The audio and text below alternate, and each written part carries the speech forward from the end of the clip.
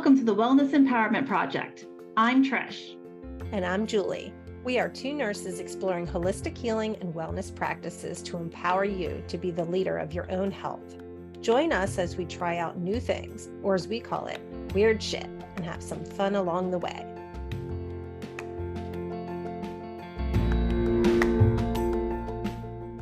Welcome to another edition of Pocket Wellness. This is Julie from the Wellness Empowerment Project, and this is our second episode on Emotion as Energy series. Our first episode focused on what emotions actually are, how they carry energetic frequencies, and sometimes they can get stuck or lodged in your physical being. Today is focused on processing emotions so that hopefully they don't get stuck in your physical body. Emotions are the way that we experience life. Each emotion carries a distinct vibrational frequency that can range from being very low to very high. The highest being love and gratitude, and the lowest frequency emotion being shame. There's a whole realm of emotions that fit in between shame and love and gratitude. Sometimes when things happen in our lives and we have emotions, we don't deal with them. There's a lot of reasons why we don't deal with emotions in the moment. Sometimes we just can't handle them. Depending on what's happening, we just may not have the capacity to handle them at that time. It could also be that we've developed an emotional habit of not dealing with our emotions in the moment. It could be that you were brought up in a household that having and showing emotions was not approved of. We just don't do that here. It could also be, and I'm speaking from experience as a nurse, where I've been in the moment and was not able to deal with my emotions because I was caring for somebody else. As many of you know, I'm a combat veteran, and I can tell you that the very first time that I was in Afghanistan taking care of a critically wounded American soldier, there was a lot of emotions going on in that tent. It wasn't just myself. It was me and my battle buddies that were dealing with a whole lot when that first American patient rolled into our tent. Some of those emotions were terror. They were shock, anger, horror at the condition of our fellow soldier in that moment. But that was not the time for us to sit with all of the feelings that we were feeling because we had a job to do and we had to tend to that patient. So it's not uncommon to put emotions to the side. And oftentimes those situations are not as traumatic as the one that I described. They are more everyday, mundane. Could be in a professional environment where your boss or a coworker says something to you. Could be in front of other people or behind a closed door. And it's really not appropriate for you to spill out your emotional response in that setting. Understand that while it's important for you to process emotions, it's also important to understand why we don't sometimes, and that you may have to go back in order to help yourself move those things out of your head, out of your heart, out of your body. When we don't deal with our emotions, there can be implications for that. Shoving feelings down or dismissing them can result in feelings of anxiety or depression. Sometimes it can come out in angry outbursts. And you can have some physical implications too. I'm going to talk today about when you are in a place where it is safe, where it is appropriate for you to be dealing with your emotions, and not in a critical situation where you have to think clearly to get yourself out of a situation or that you have to handle something that's pertinent. And that process is pretty simple. It's a 3-step process. So I'm going to break that down for you. You can start to develop this little system for yourself. Let's start off with a few definitions. One is something that frequently can get mixed up: your emotions and your thoughts. Thoughts are the words that we tell ourselves. Feelings or emotions are the sensation which either come as a result of thoughts that we're having, or sometimes we can have emotions from a situation that's happened and we attach those thoughts to emotions. Thoughts are the words that we tell ourselves, and feelings are the sensations that we get when we have an emotion. First, you want to acknowledge that you're having an emotion. Feel that sensation in your body. Be present with it. Acknowledge, oh, yep, I feel something going on here. What does that actually feel like inside of you physically? It could be tightness in your throat, fluttering in your stomach. Your heart could be racing. Your hands could feel very cold. You could feel flushed around your ears. You might have some pressure or tightness in your chest. Acknowledge what that sensation is in your body and what it actually feels like. Where is it? So after you recognize, oh, I'm having an emotion, the second step is to identify what that emotion is. This can be pretty tough.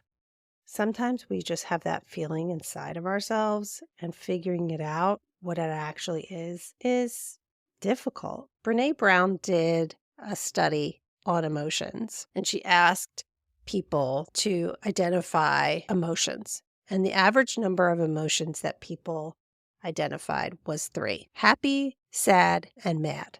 There's a whole realm of emotions that extends beyond just 3: happy, sad, and mad. If you get stuck on what else is there, she wrote a book called Atlas of the Heart that defines a whole realm of emotions and what the nuances and the differences are, because there are some distinctions between different emotions. So, highly recommend that you get that book if you're stuck on happy, mad, and sad. When you're trying to identify an emotion, the first one that you try might be it, but it also may not be it. So if it doesn't necessarily feel like, yes, I got that. I feel sad. This is me feeling sad. And that doesn't quite fit. Try something else. Is it confusion? No. Is it helplessness? When you work through a couple of different types of emotions and then you land on one that feels right, that's probably the emotion that you're feeling. So you identify it and you say, oh, yeah, this is me feeling helpless. Just by identifying what that emotion is that you're experiencing can help to start bring down the intensity of that sensation, and it can start to help move it out and to dissipate it. The third step is that you actually need to tend to the emotion that you're feeling. And what I mean by that is take some time to actually feel it. You don't want to run from it. This is just part of your human experience. And emotions, like I said earlier, vary from a high frequency emotion, which tends to feel really good, and really low frequency, which tends to feel quote unquote bad. And whatever it is that you're going through, especially on the lower frequency emotions, the really difficult ones, you want to honor yourself that this is how you're feeling in that moment. Now, you may not have a lot of tolerance to sit with a negative emotion for very long. You just may not have that emotional tolerance. And that's okay. If you need to start off with just a couple of minutes sitting with that emotion, that's fine. This is like a little exercise, especially if you're not used to doing it. You could set a timer on your phone. Okay, I'm going to really feel this for just 2 minutes. And then when the timer goes off, then you can move on. So when you're sitting there and you're feeling it, your thoughts are going to start to come in. And you need to be careful that you don't end up in rumination. Rumination is where you are overthinking and you get into this spiral of thoughts and just keep going over it and over it. Remember, your thoughts are the words that you say to yourself. And when you're tending to the emotion, it is not about the thoughts. It's just solely about the sensation. Where is it in your body? How does it feel? This is me feeling betrayed. This is me feeling confused. This is what guilt feels like. Whatever it is that you're experiencing.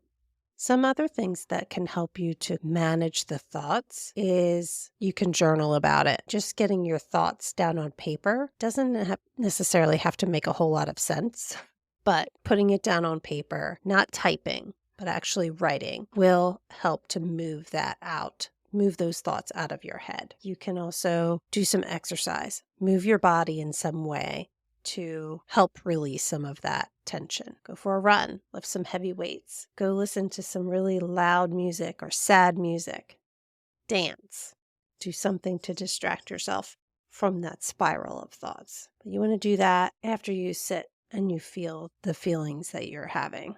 Now, some situations and some feelings you're not going to be able to process in one sitting.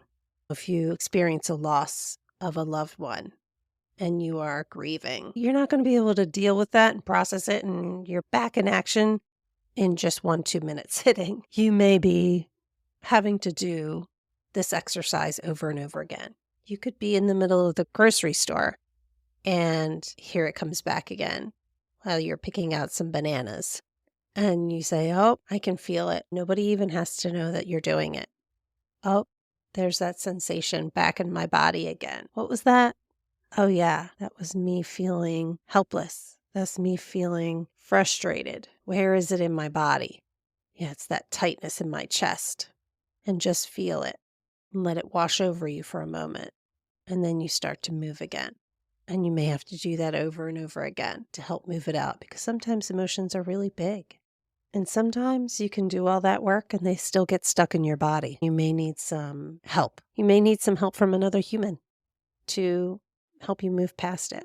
And that's where talk therapy can come into play. Go to an energy healer, some Reiki, emotion code or body code practitioner to help release some of those emotions. But also recognize that sometimes when we trap emotions in our bodies, that it is a protective mechanism, especially when we trap emotions in and around our heart. It's protection, and it's protection that your subconscious feels that you need in that time. And so you don't necessarily want to force that out. When your body starts to feel the weight, and you know what emotional baggage feels like over time. When you're carrying it for too long, your subconscious is giving you signals that, hey, ready to release this. Let's figure this out. And that's where help from another person can move some of those bigger emotions that you weren't able to do on your own. So that's all I have for this week on processing emotions. I hope that you enjoyed this little series and that you will join us again next week.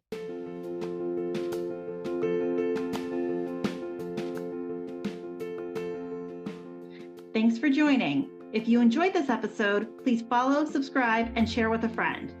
Want to learn more about a specific topic? Drop us a line on our website and we can explore it deeper with you.